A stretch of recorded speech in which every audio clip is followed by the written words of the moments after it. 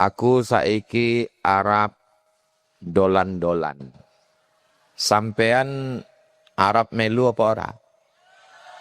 Melu. Oke. Saiki nandi iki?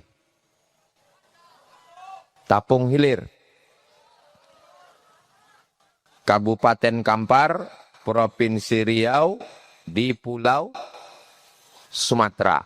Lalu kemudian kita dari Pulau Sumatera nyebrang naik ke atas melalui pelabuhan Dumai. Akhirnya kita naik ke atas 2 jam naik speed. Kita pun turun ke Malaka. Kok ke Kandis? Turun di Malaka. Udah terbayang? Sudah? Dari Sumatera kita naik ke Malaka. Lalu kemudian kita sudah masuk Malaysia ini sekarang. Terus lagi naik ke atas dari Malaka ini. Lalu kita masuk ke namanya Patani. Di mana? Patani. Di antara ulama yang besar di Patani ini namanya Syekh Daud Al-Fatani, Mursyid Tariqat Syattariyah. Lalu kemudian dari Patani ini kita terus Thailand. Lalu kemudian dari Thailand ini kita terus melebu. Naik ke atas. Lalu kita masuk ke negara namanya Myanmar. Apa namanya? Myanmar. Dari Myanmar ini kita terus ke perbatasan. Nama perbatasannya Rohingya. Lalu kita menyeberang masuk ke Bangladesh. Sukunya Bengali. Nama negaranya Bangladesh. Dari Bangladesh kita kemudian masuk ke Koch Hotahe. Negerinya Sanjay Dutt, Amitabh Bachchan, Rani Mukherjee. Lalu setelah dari India kita masuk terus ke Pakistan. Islamabad, Karachi. Dari Pakistan kita terus menyeberang ke Iran. Dari Iran kita terus masuk ke Irak, ibu kotanya Baghdad. Dari Irak kita masuk ke Saudi Arabia, Makkah dan Madinah.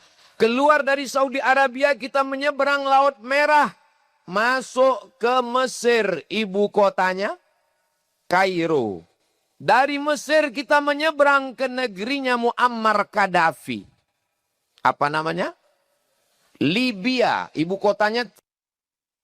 Dari Tripoli kita menyeberang terus ke negeri Tunisia. Dari Tunisia kita menyeberang masuk ke negeri namanya Aljazair. Dari Aljazair kita menyeberang negeri terakhir di Afrika Utara. Namanya Maghribi. Yang dikenal dalam bahasa Inggris Maroko. Dari Maroko kita menyeberang Samudra Atlantik. Melewati Gibraltar. Lalu kita masuk ke sebuah negeri namanya Andalusia. Banyak mahasiswa nggak tahu Andalusia. Kalau ditanya, tahu Andalusia? Ora weruh. Tapi kalau ditanya Real Madrid, Barcelona, ngerti. Itulah dia Andalusia. Di Andalusia ini lahirlah seorang anak laki-laki. Jenenge sopo? Jamaluddin Muhammad bin Abdullah bin Malik. Siapa namanya? Jamaluddin Muhammad bin Abdullah bin Malik. Menulis 1004 bait. Itulah yang disebut dengan Alfiyah Ibnu Malik. Kira-kira Alfiyah Ibnu Malik ini dari Tapung Hilir jauh atau dekat? Jauh. Saya sudah menceritakannya dari Tapung Hilir. Naik ke atas Malaysia. Menyeberang ke Patani Thailand. Menyeberang ke Myanmar. Menyeberang ke Pakistan, Bangladesh, India, menyeberang sampai ke Mesir, Libya, Tunisia, Aljazair, Maroko, nyebrang Laut Merah sampai ke Andalusia. Seorang anak laki-laki bernama Jamaluddin Muhammad bin Abdullah bin Malik menulis 1004 bait. 1000 itu alfiyah. Itu yang dikenal dengan Alfiyah Ibnu Malik. Dihafal oleh anak dari Takung Hilir di luar kepala. Hebat atau tidak hebat? Tahun berapa mereka ini Pak Ustadz? Alfiyah Ibnu Malik penulisnya meninggal tahun 672 Hijrah. Sekarang tahun 1445. Jadi kalau begitu umur Alfiyah itu berapa tahun? Wakeh tenan. 800 tahun. Dihitung dari usia anak-anak santri Darul Ittihad. Betul, Darul Ittihad.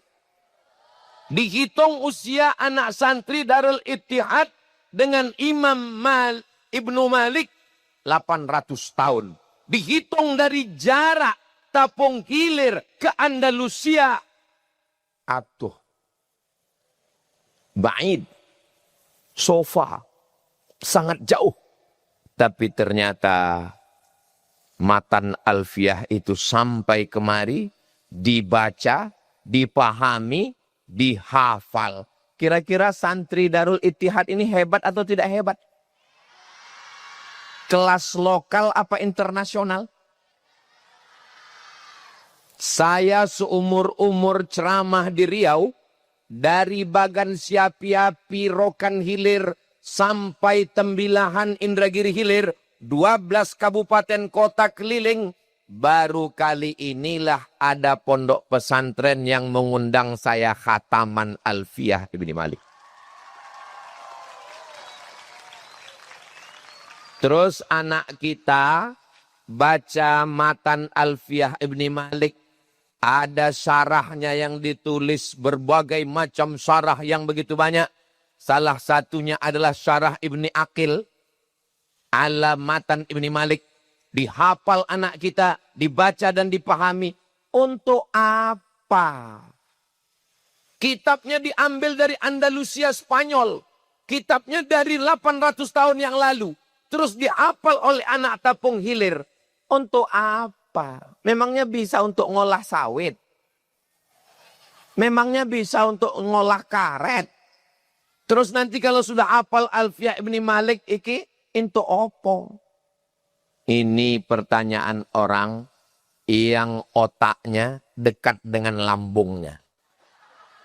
Kalau ada nanti yang nanya gini, terus hafal Ibnu Malik gunanya untuk apa? Dapat duit berapa dapat kebun sawit?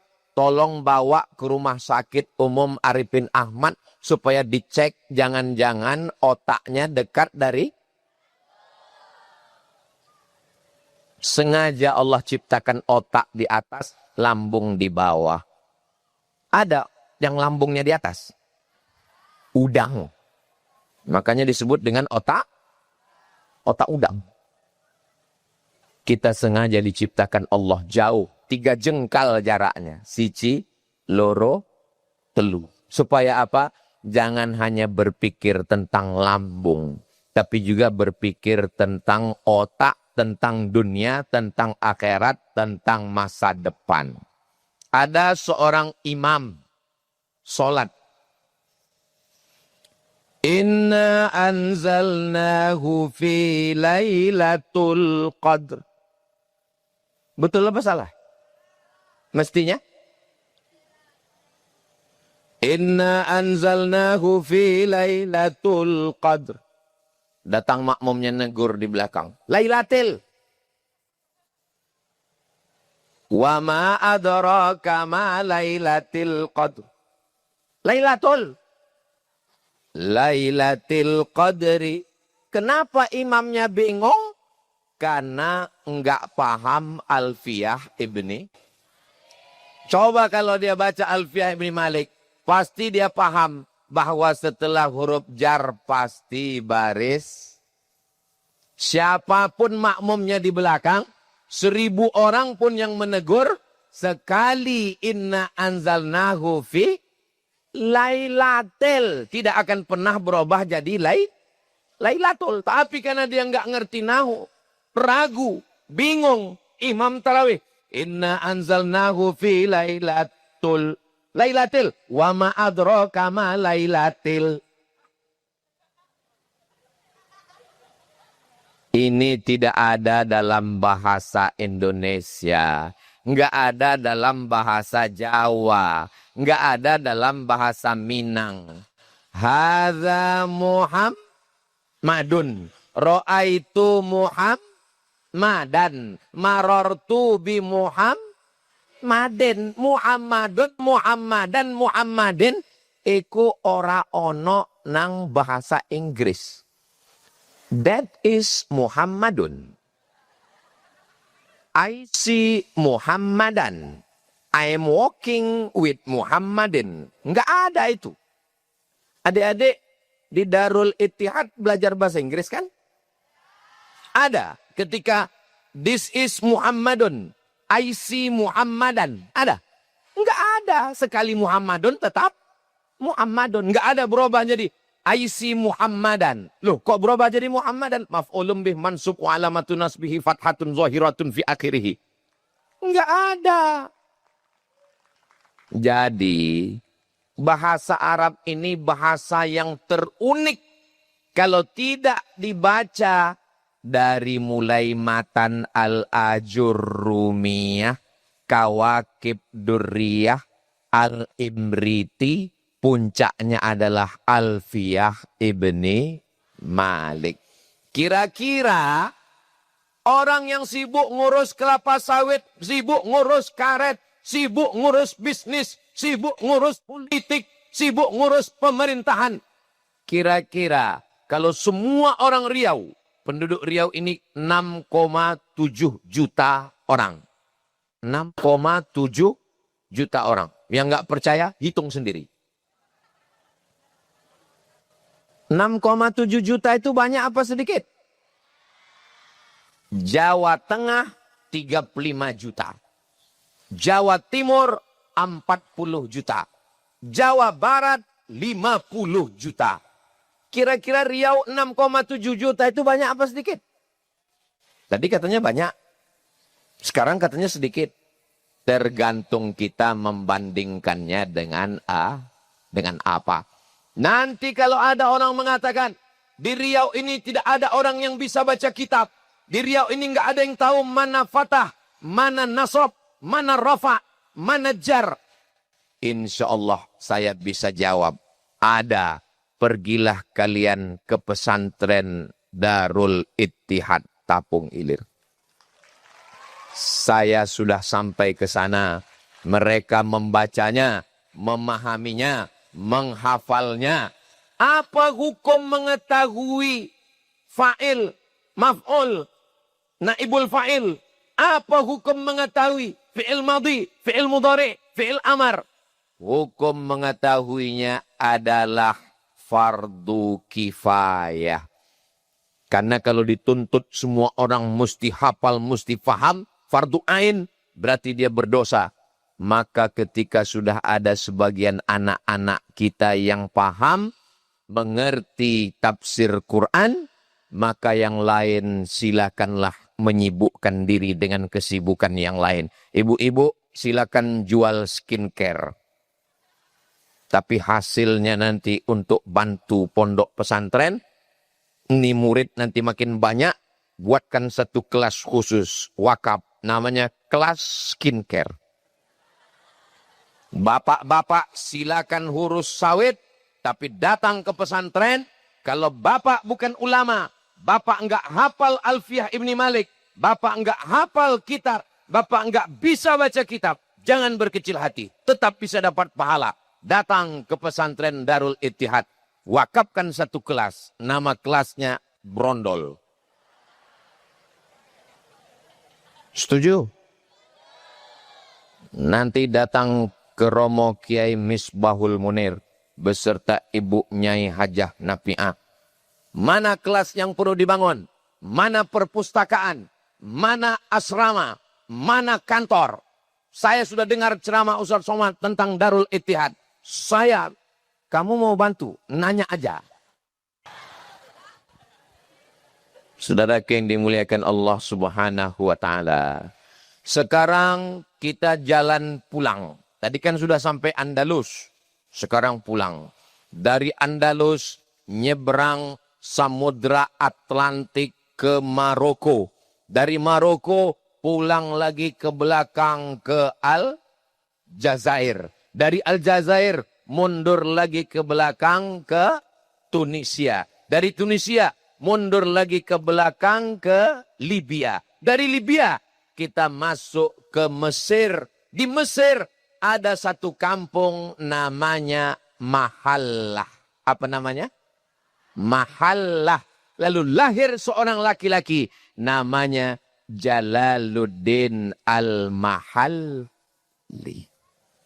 Karena orang Mahallah Al-Mahalli. Kalau orang Makkah Al-Makki. Kalau orang Madinah Al-Madani. Kalau orang Kampar Al-Kampari. Karena dia di Mesir ini nama kampungnya Mahallah. Maka disebut dengan Jalaluddin Al-Mahalli. Meninggal tahun, mudah ngingat tahunnya. 864. Genap-genap semua. 864. Dia tulis tafsir dari surat Al-Kahfi. Terus sampai ke An-Nas. Balik lagi ke Al-Fatihah. Dari surat Al-Kahfi. Terus ke An-Nas, balik ke Al-Fatihah, ninggal. Tahun 864. Tafsirnya nggak selesai. Tiba-tiba ada satu kampung di Mesir, namanya Asyut. Jenengnya apa? Asyut. Maka dia lahir di Asyut, namanya podo, Jalal. Jalaluddin As-Suyuti. Yang pertama tadi, Jalaluddin Al-Mahalli. Lalu kemudian lahir satu lagi ulama besar. Namanya Jalaluddin As-Suyuti. Dia lanjutkan tafsir dari surat Al-Baqarah sampai ke surat Al-Isra. Akhirnya hatamlah tafsir itu ditulis oleh Siji Loro Jalal. Loro Jalal maka disebut dengan tafsir Al-Jalalain. Meninggal Imam As-Suyuti. Mudah ngingat tahun Imam As-Suyuti. Emergency call. 911. 911. Bisa diingat? Bisa. Ibnu Malik 672. Imam Jalaluddin Al-Mahalli 864. Imam Jalaluddin As-Suyuti 911. Ustadz Abdul Somad, untuk apa tahun kelahiran ini kita ingat? Supaya kita tahu urutan. Di antara 3 ulama yang kita peringati malam ini, kita khatamkan kitabnya di Tapung Ilir. Siapa yang paling tua? Ibnu Malik. Setelah itu Al-Mahalli. Setelah itu As-Suyuti. Semoga nafa'anallahu bi'ulumihim fid darain. Semoga kita mendapatkan ilmu yang barokah dari mereka semua insyaAllah. Harimau mati meninggalkan belang. Gajah mati meninggalkan gading. Manusia mati meninggalkan? Tergantung siapa orangnya. Imam Jamaluddin Muhammad bin Abdullah bin Malik meninggal 800 tahun. Meninggalkan Alfiyah Ibni Malik. Imam Jalaluddin Al-Mahalli, Imam Jalaluddin As-Suyuti meninggalkan tafsir yang dibaca seluruh pondok di Indonesia. Kita kalau mati meninggalkan apa? Manusia mati meninggalkan hutang. Meninggalkan kredit. Dari bunyi klaksonnya sudah tahu. Kredit. Mudah-mudahan yang punya utang segera dilunaskan Allah SWT. Banyak sekali yang punya utang. Saudara yang dimuliakan Allah Subhanahu wa taala, malam ini kita sedang mengukur diri kita. Ulama-ulama hafal kitab, nulis kitab, dihafal oleh anak tepung ilir, maka mengalir pahalanya sampai hari kiamat insyaallah. Ini angkatan yang ketiga, angkatan yang keempat, angkatan yang kelima. Darul Ittihad tetap ada sampai hari kiamat. Amin. Dari satu santri punya satu pondok, 100 santri, 100 pondok. Maka nanti pada tahun 2035, 2045, 2055, Darul Ittihad 1, Darul Ittihad 2, Darul Ittihad 3, Darul Ittihad 4, Darul Ittihad 5. Mesti berpikir besar, mesti bermimpi besar. Ini orang sekarang mimpi aja takut. Gimana mau melihat mimpi jadi kenyataan? Betul. Apakah pesantren ini ujuk-ujuk tiba-tiba ada? Tidak, berawal dari MI dulu. Habis MI kemudian wakaf tanah 3 hektar. Bapak Ramli yang tadi kita kirimkan Al-Fatihah. Mana orang Tapung Hilir yang kaya-kaya, yang luas sawitnya sejauh mata memandang, yang duitnya banyak, sing sugih.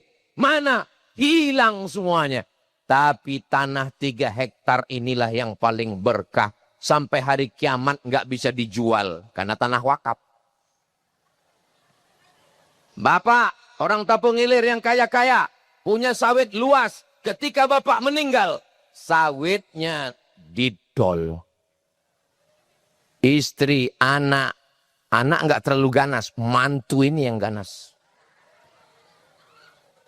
Ibu yang punya gelang, punya rantai, punya anteng, begitu meninggal dunia, habis. Baju 3 lemari, habis.